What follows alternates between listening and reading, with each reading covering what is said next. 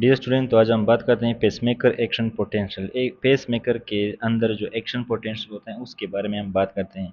तो पेसमेकर जो होते हैं वो पार्ट्स होते हैं कि जो खुद से इलेक्ट्रिकल एक्टिविटी को जो है पैदा कर सकते हैं। इनमें हमारे पास एक एस ए नोड है और एक ए वी नोड है, ठीक है। तो S A node and A V node is the pacemaker, और ये क्या करते हैं, इलेक्ट्रिकल एक्टिविटी को पैदा करते हैं, ठीक है। अब इसके क्या कहते हैं, इसमें जो occur in S A and A V node, ठीक है, जो एस ए नोड और ए वी नोड में एक्शन पोटेंशियल होता है उसको हम पेस मेकर एक्शन पोटेंशियल कहते हैं। अब यहाँ पे माइकार्डियम और इसके अंदर जो डिफरेंस है उसको डिस्कस करेंगे। ठीक, की differences from the ventricular action potential include, जो वेंट्रिकुलर एक्शन पोटेंशियल है और ऐसे ए वी नोट का जो एक्शन पोटेंशियल है उनमें क्या क्या डिफरेंसेस हैं। इसमें सबसे पहले एक होता है फेज़ नंबर ज़ीरो। तो phase number zero up stroke जो होता है, यानी डीपोलराइजेशन की तरह जो अप स्ट्रोक होता है वो क्या होता है, opening of the voltage gated calcium channel, ठीक है। तो वहाँ पे सोडियम की वजह से था, जब सोडियम जो है अंदर आ रहा था, यहाँ पे कैल्शियम अंदर आ रहा है और इस वजह से क्या होता है, अप स्ट्रोक होता है। First voltage gated sodium channel are permanently inactivated because of the less negative resting membrane potential of these cell। तो जो permanent voltage gate sodium channel होते हैं उनमें ये परमानेंटली ब्लॉक होते हैं। और इस वजह से क्या होता है, result in a slow conduction velocity. इस वजह से जो कंडक्शन वेलोसिटी हैं उन वो स्लो होती हैं, that is use by the AV node. AV node जो हैं वो क्या करते हैं, स्लो कंडक्शन वेलोसिटी होते हैं, यानी जो एवी नोड है उसमें कंडक्शन का जो स्पीड है वो स्लो होता है। और इसका फ़ायदा ये होता है कि वेंट्रिकल को फुल होने में टाइम अच्छी तरह से मिल जाता है।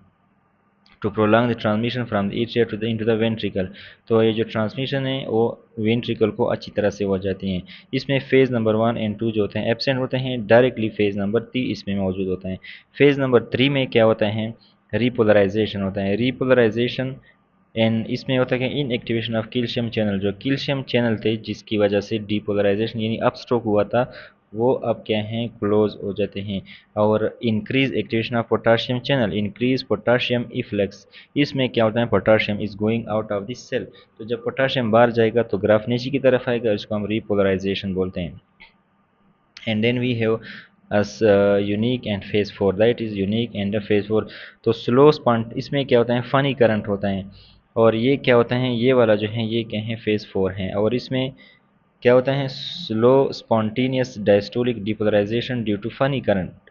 If funny channel responsible, I F responsible for a slow mix sodium inward and potassium outward. तो ये इंपॉर्टेंट इसमें क्या है, sodium inward and potassium outward current होता है। यानी इसमें क्या होता है कि जो सोडियम है वो अंदर आ रहे हैं और पोटाशियम जो है वो बाहर जा रहे हैं। इसको यहाँ पे डिस्कस करते हैं। तो this is let's say this is the phase number four. ये वाला जो है इस पॉइंट पे जो है फेज़ फोर है, this is phase number four. ये वाला, इसमें क्या होता है, सोडियम जो है अंदर आ रहे हैं और पोटाशियम बाहर जा रहे हैं, और ये क्या करते हैं, फनी करंट को प्रोड्यूस करते हैं। इसके बाद जो फेज़ नंबर वन है, फेज़ नंबर वन में फेज़ नंबर जो ज़ीरो हैं वो कैल्शियम के इन्फ्लक्स की वजह से होते हैं। जिस तरह वहाँ पे सोडियम की वजह से था, यहाँ पे फेज़ नंबर ज़ीरो है, कैल्शियम अंदर आ रहा है सेल के अंदर। तो this is a calcium going inside the cell, यानी ये वाला कैल्शियम जो सेल के अंदर आता है तो फेज़ नंबर ज़ीरो होता है, ठीक है। इसके बाद जो फेज़ नंबर वन है, ठीक है, phase number one, that is because of efflux of the potassium. ये पोटाशियम जो है ये सेल से बाहर जा रहे हैं। ये क्या है, फेज़ नंबर फोर हैं, जो यहाँ पे मैंने डिस्कस की कि सोडियम अंदर और पोटाशियम बाहर जा रहे हैं। ये चीज़ प्रोड्यूस ही current, that is known as a funny current. अब फनी करंट की क्या इंपॉर्टेंस है, डिफरेंट होता है from the sodium inward in phase zero of the ventricular action potential. यानी जो सोडियम जिस तरीके से करंट प्रोड्यूस करता है वेंट्रिकुलर एक्शन पोटेंशियल, वहाँ पे ये वाला चीज़ उससे मुख्तलिफ है। Account for automaticity of S node, यानी जो ऑटोमेटिसिटी हैं, ऑटोमेटिसिटी का मतलब है कि सेल एसए नोड और एवी नोड खुद से जो करंट प्रोड्यूस करते हैं, auto generation of current is called as automaticity. यानी सेल जो होते हैं वो खुद से प्रोड्यूस करते हैं करंट को। और ये कौन से सेल हैं, एसए नोड और AV node, and they produce a current that is called as automaticity. यानी खुद से, ऑटो मीन खुद, मेटिसिटी मीन करंट प्रोडक्शन, ठीक है। सो यहाँ पे दूसरा चीज़ यहाँ पे एक और उन्होंने बनाए हैं। तो ये जो करंट, फनी करंट है, the slope of phase four in the S A node determine heart rate. इसका मतलब ये है कि ये जो फेज़ फोर हैं ये जब यहाँ पे लेट से यहाँ पे -60 पे हैं सेल, यानी अंदर जो हैं चार्ज जो है -60 हैं, तो ये लेट से मिसाल के तौर पर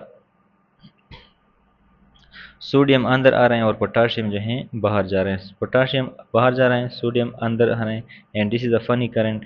और इस वजह से थोड़ा माइनस हो रहे हैं ऊपर की तरफ, यहाँ तक -40 तक, ठीक है।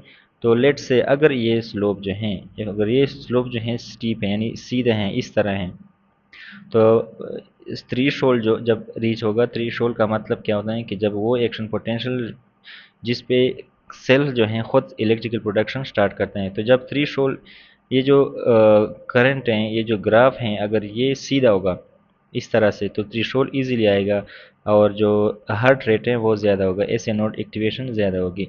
तो लेट से ये ग्राफ सीधा हैं तो फिर हार्ट रेट क्या होगा, ज़्यादा होगा। लेकिन अगर ग्राफ जो हैं वो क्या है, रिजल्टल हैं, तो heart rate will be slow.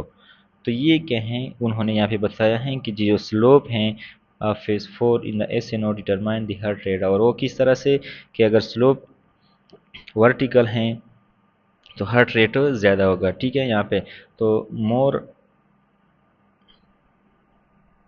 Vertical slope,